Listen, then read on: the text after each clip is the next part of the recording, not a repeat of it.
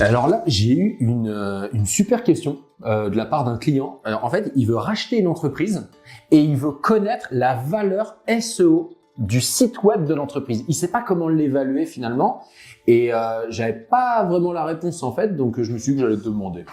D'accord. C'est pas forcément évident d'évaluer la valeur SEO d'une entreprise, mais déjà la première chose à faire, c'est d'aller voir ses positionnements, mais surtout d'aller récupérer les informations comme la Google Search Console, Google Analytics, tout ça, parce que ça va permettre de voir le trafic qui vient sur le site web.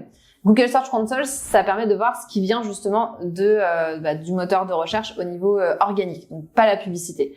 Donc déjà, là, ça va nous donner une bonne idée. Est-ce que le site, il a 500 visites par mois? Est-ce qu'il a 10 000 visites par mois? Elles viennent d'où? Exact, elles viennent d'où? Parce que typiquement, si le vendeur, il est très présent sur les réseaux sociaux et que ça représente une grosse part de son trafic, même direct, c'est important de le savoir parce que une fois la revente faite, s'il n'est plus aussi actif sur les réseaux sociaux, ça va avoir clairement un impact. Ouais. Donc, la Search Console permet de connaître aussi, effectivement, les sources de trafic. Non, rien à voir, j'ai rien compris.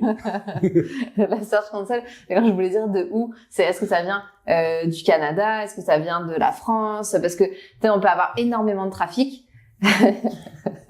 Je tiens à préciser que je connais la différence.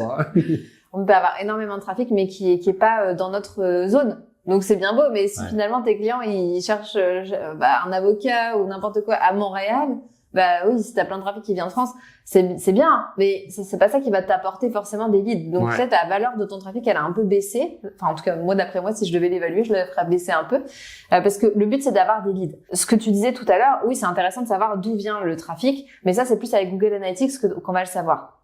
La Search Console c'est vraiment tout ce qui se passe au niveau SEO organique. Mais je sais, c'est un contenu pédagogique, je connais la différence.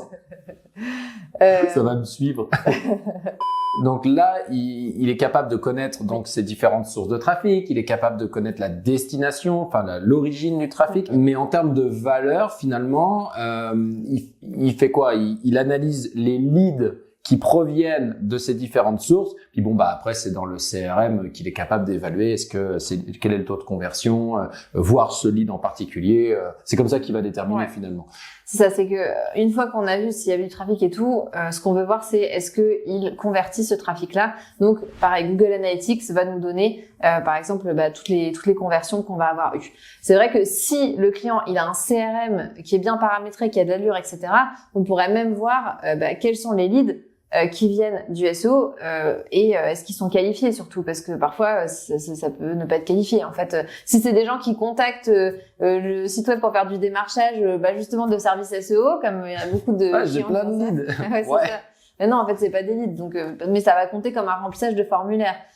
Donc c'est intéressant de le savoir. Après une autre façon de faire aussi c'est d'aller comparer avec les mots-clés, par exemple, qui sont sur Google Ads, combien ils coûtent. Du coup, on peut faire un parallèle entre, si j'étais sur Google Ads, si j'investais de l'argent sur Google Ads, combien ça me coûterait, et là, combien ça me coûte d'avoir le même volume de trafic sur ces mots-clés-là, etc. Donc, c'est une autre façon de l'évaluer. Et finalement, dernière question, est-ce qu'une fois la vente faite, est-ce qu'il y a une espèce de durée de vie finalement, de périssabilité du SEO si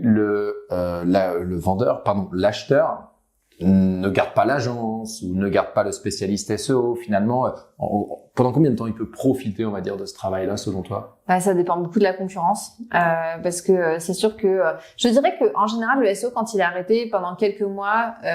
Il ne devrait pas y avoir trop de... c'est une descente lente. C'est ce qui fait que c'est un peu pervers, je trouve. Parce que contrairement à la publicité, où quand t'arrêtes, du jour au lendemain, t'apparais plus. Donc, si tu dépends beaucoup de la publicité, tu vois tout de suite le changement. En référencement naturel, si t'arrêtes, tu vas commencer à voir la différence. Et ça fait déjà peut-être 3-4 mois et tu réagis en te disant remettez le SEO. Là, ça peut me reprendre 4 mois, 5 mois, 6 mois pour remettre le SEO. Quoi. Exactement. En fait, il y a deux choses en SEO, c'est que il y a le fait que les concurrents, eux, ils vont continuer leurs efforts et que si t'es dans les 3 premières positions, par exemple, ils peuvent récupérer tes positions, ils peuvent en fait justement avec leurs efforts enfin te dépasser et les renforcer. Ouais. Et il y a aussi le fait que Google évolue et que la façon de faire du SEO aujourd'hui n'est pas la même que il y a 3 ans, 5 ans, 10 ans, etc.